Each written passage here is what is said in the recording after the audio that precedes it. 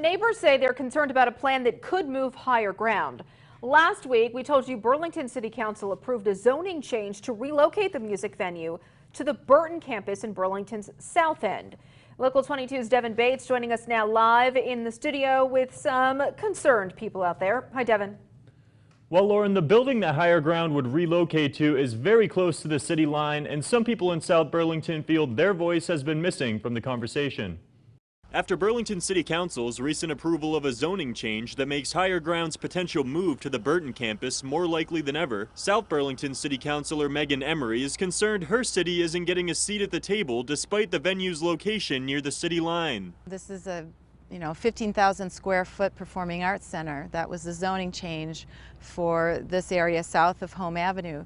And so it is truly adjacent to this very quiet neighborhood that is a dead end, has lakefront views, and is not used to this kind of activity, especially at nighttime. Perhaps the biggest concern for Councilor Emery, however, is having that many people near Red Rocks Park, where cliff jumping into the lake off of ledges up to 70 feet high has become a popular summer activity.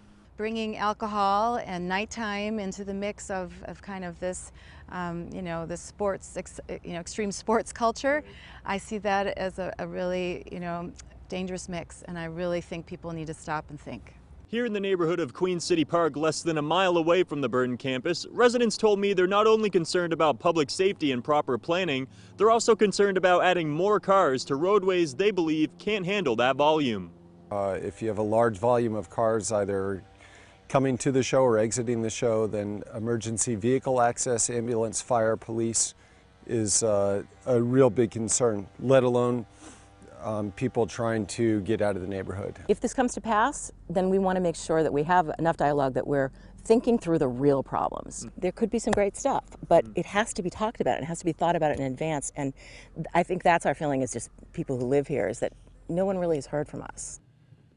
Now, we reached out to Burton and Higher Ground for comment, but no one was available to go on camera today. Even though Burlington City Council approved the zoning change, the potential move will have to go through the permitting process before anything is official. Live in studio, Devin Bates, Local 22 News.